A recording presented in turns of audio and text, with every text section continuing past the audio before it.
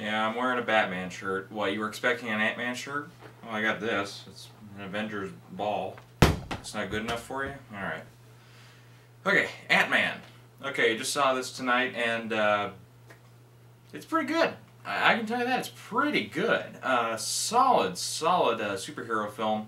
Now, there's a big question kind of going around. Is this better than Avengers Age of Ultron? So maybe not quite. It's pretty close, but this one for me had a more core problematic trouble to it. And whereas Age of Ultron kind of had some stuff where it was like, I didn't really like that decision, but it wasn't, it wasn't something that kind of crippled a part of the film or anything. There is one problem I have, which kind of leaves the third act with kind of a little bit of a, oh yeah, well then we have to, we're in second viewings and third viewings, it's going to be like, well, I'm going to look forward to this part, which I won't, yeah, so. Anyway, so basically the story here is Paul Rudd is Ant-Man. Scott Lang just got out of prison, and he's trying to set things right with his life. He was previously arrested for, breaking and entering, theft, all that. And, times are hard, and he has to kind of resort to it again, but the thing is, this robbery that he does toward the beginning of the film is a setup. And the person who set him up is Hank Pym. Michael Douglas, who I'll get to in a minute. Anyways, and so he wants him to break in and steal something, except this time he's going to be working with the good guys. He's working with the original Ant-Man. Alright, I think I'll start and end, or at least start the review with this. Man, Michael Douglas hasn't been that good in a movie in a long time. Terrific work, actually, by Michael Douglas, who I thought was going to be kind of like that, at first I thought kind of like that, oh, they just put him in because he's a popular name, kind of like a little bit more like, and not because they're the same part, but, a little bit like, oh, they throw in Jeff Bridges in the first Iron Man, or, I'm trying to think of other examples here, Mickey Rourke in Iron Man 2, or, Hugo Weaving in Captain America, stuff like that, where it's like, oh, they just throw in this kind of high-key name just to, bring in a couple more people. No, he was actually really committed to this role. I mean, not to say that those other three guys weren't, but, well, now that I think about it, they kind of weren't. But as Hank Pym, Douglas just commits to this role, and he is all in for this character. And he brings some emotional scenes, some exciting scenes, some laughs, and, while most of the time, though, he's kind of like the Obi-Wan to Paul Rudd's Luke, while that's the majority of his screen time, he also has some moments of depth, and with his daughter, Evangeline Lilly's character, who is another character where at first I was like, wow, they just put in another, the girl just to become the love interest and all that, And no, there was actually surprisingly very little love interest sparks between her and Paul Rudd. I won't say there were none, but I won't say that anything else. But yeah, it was kind of like, at first I was like, oh, I can see this coming from a mile away, but then I'm like, well, it's not, they're not really doing that. Okay. All right. And I was like, that's a nice little change of pace. The same way kind of like Captain America Winter Soldier had that between Cap and the Widow. It was kind of like, at first you're kind of thinking, well, maybe there's going to be a little something, but no, they kind of changed directions. Anyways, that's kind of nice. As Ant-Man, Paul Rudd he's probably at one of his more compelling roles here. And he actually works as kind of an action star here. Really nice job, and he also had a hand in the screenplay too, so, he did a very fine job in the film. Let's see, while we're talking about the cast here, Michael Pena really surprised me. Some very, very funny parts. At first he's kind of the, at first I was like, I kind of like this character. By the end I was like, dude, if he got his own spin-off, with the other two heist guys that he works with, because he and two other guys are kind of like the supporting heist guys to Paul Rudd's character.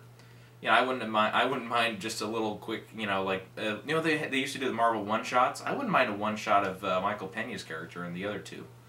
Anyways, but, and yeah, there are, I think, then we get to, Corey Stoll as the villain, Cross, I can't remember his first name, but as Cross, who turns into, as you see in the trailer, Yellow Jacket. The performance was good. can't say that the character is my favorite. And thus we get to right away, actually. I'll talk about more things that I liked later on, but the big problem with the movie is, yet again, Marvel disappoints with the villain. It's not, okay, I will say this, though. It's not as bad as, say, some of the other ones, because with the other ones, it's like a throwaway, forgettable villain, you know? The case in point, look at, since this is kind of another thing too, this is the end of the Phase 2 of Marvel, look at the other Phase 2 villains. So we had the one guy, Malekith, yeah, it took me a while to remember his name this time, from Thor the Dark World. Yeah, I forget what his premise was anyways. Then we had Ronan the Accuser from Guardians, who basically walked the walk, but he couldn't talk the talk of villains, you know? You know, another throwaway, you know, villain there. And this one, I won't say he's total throwaway, but he, by the end of the film, kind of almost does, in the way that they kind of almost rush him becoming this total maniacal bad guy. Because there is a scene kind of early on where we see, yeah, he's the bad guy, obviously, because he does something, but, I don't know, by the end of it, I was kind of like, I don't know, they just could have used a little more time on his character, trying to, you know, make him more memorable, because at the end of the day, he's not going to be on my top of the list of favorite Marvel villains. I mean, Loki, Ultron, that's about it. The rest of the villains, well, the Pierce guy from Cap 2 actually was a little bit of a step up. And, you know, and it's not just, you know, the actor recognition. Redford, kind of like Michael Douglas, he stepped into that role in Cap 2, and he was all in. You know, he turned that character into more than just a paycheck. No, he was like, yeah, I'll play the role, you know, and I'll become this character. That was awesome. And props also to Michael Douglas, again, for doing that. It could have been so easy for him to just say, yeah, I'm doing this Ant-Man thing, but yeah, I'm going to move on to this project.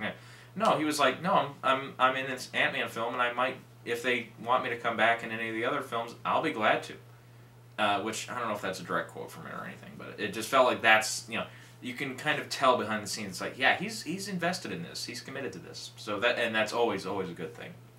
Anyway, so yeah, there's a lot of cool Easter eggs for what's coming up, as far as Ant-Man's involvement in the rest of the universe, I guess, you know, Marvel Cinematic Universe going forward. A lot of clues about possibly what's coming up in Civil War. Characters, I will not spoil with who, but a certain character or characters appear in the film that are going to be in Civil War. Yeah, I know Ant-Man is, sure, yeah, whatever. But, yeah, you could guess that one. And it was really cool to see him in there for, I won't tell you how long, but for as long as they were in, you know, it was cool to see. Yeah, the rest of the movie, it's just positives. I mean, for the most part, I mean, let me start with these other positives here, because I want to do this quick. The visual effects were actually really good. You know, at first I was like, okay, so you have this scenario where, and it kind of looked like in the trailers, like, there might be a few sequences where it's just bunches of ants coming together and all that. I was like, yeah, that could really turn into a mess really fast, and it wasn't. You know, it looked like each little ant kind of had its own, you know, uniqueness or individualness even when they were in crowds. So you could tell, you know, they were little individuals, not a big mass. You know, which like some visual effects companies, you know, and sometimes in films, visual effects, they do that where there's like, if there's like an army rushing or a mad riot rushing forward, sometimes you kind of lose the individualness and it just looks like a giant blob, which is kind of a problem I was kind of hinting at in my Avengers Age of Ultron review. That was one of them, where the visual effects kind of started to just, you know, get all mixed up and swirl together in some crazy blender of a special effects shot. Whereas here it was like, I never got that. No, especially with the ants, how easy that would be to just say, yeah, it's just it's a moving blob. No, they actually did the effort and put the effort in and took time to make them all kind of look like in a group of individual ants moving together, you know. And yeah, like I said, they could have easily cheated that, but they didn't. So yeah, props to them for that. And yeah, the visual effects really look great, and the shrinking and how everything looks when Ant-Man is shrunk down, they took time and effort to put that together, and that was something I was just like, again, it was kind of like, oh, this could have been a huge gimmick. They could have done it, cheap and cost effective and all. No, they took time, they took effort, and they took time and effort. Sure, they took that, and they did really well with that. As you can tell, this is all off the top of my head. I haven't written something down. I'm not reading word for word. Let's see what else. Yeah, like I mentioned, pretty much all the cast, with the role they're given, they fit it really well. And Paul Rudd, I'm excited to see what he does as Ant-Man in the future films. And that's not a spoiler, because look up Civil War cast information, you'll see Paul Rudd's there. But not certain other characters that I'm kind of surprised from either this film or from other films. I'm like, where are they at? Anyway, so not to get into Civil War the whole time here, but this is Ant-Man review, not Civil War. Predictions and all that. No way. Let's see, I wanted to mention that. I wanted to mention, too, that another thing that I thought worked for the most part was the relationships in the movie. The relationship between Hank Pym and his daughter, Hope, the Evangeline Lilly character. Especially the relationship between Scott and his daughter. That, you see that in the end, it's like he's fighting for her, and he's kind of her, she's kind of his inspiration, fighting force, Kind of like what they were trying to set up in that stupid Sam Raimi Spider-Man 3, where there was one scene where a little girl who's sick shows up, and that therefore makes all the actions that the Thomas Hayden Church stupid Sandman character did, oh, it's all for... No, that didn't work. You can't just stick that in and say, well, there's your alibi for being a bad guy.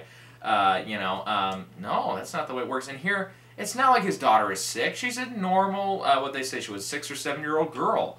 It's like, there's nothing wrong with her. She's normal, and, they didn't have to, it's not like he's stealing because she has hospital bills or because she's in an orphanage somewhere or something, because he doesn't have a permanent home or anything.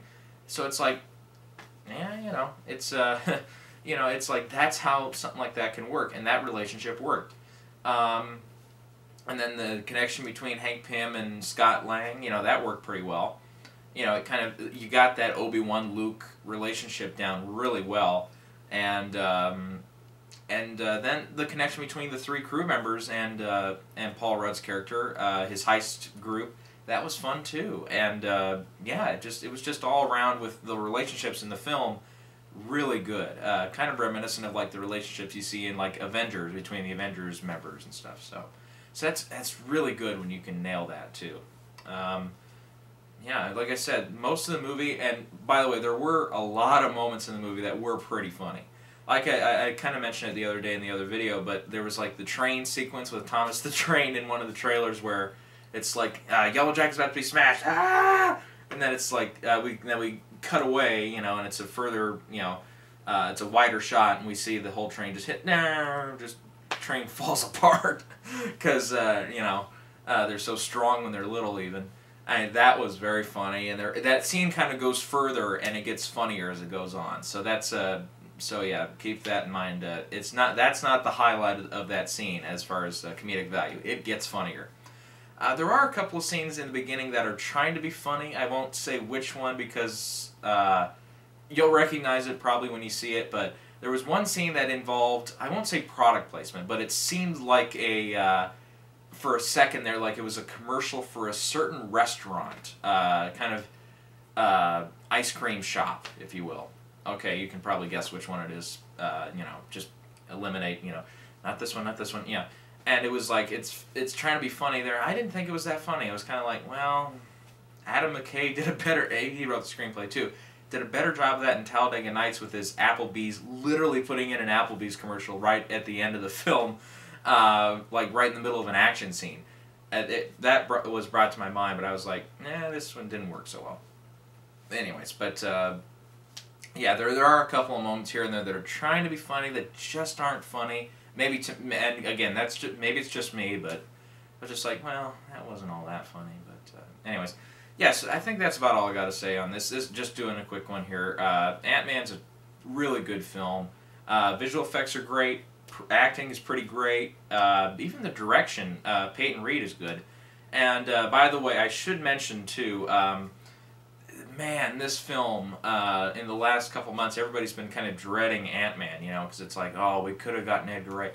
You know what? If Edgar Wright, you know, who was with the project, I think since, I think if my dates are right, 2006 or something, or maybe earlier, you know, and then after somebody, I guess, messed with the screenplay and he didn't know about it, you know, and then he was like, dude, you don't mess with my stuff, you know, and then whatever, he left. You know what, if he would have done the film, you know, it would have been probably a different film, you know, and stuff, so it's like, well, you know, what could have been, you know, I'd say don't focus on that, it's over, it didn't happen, this is what you get, you know.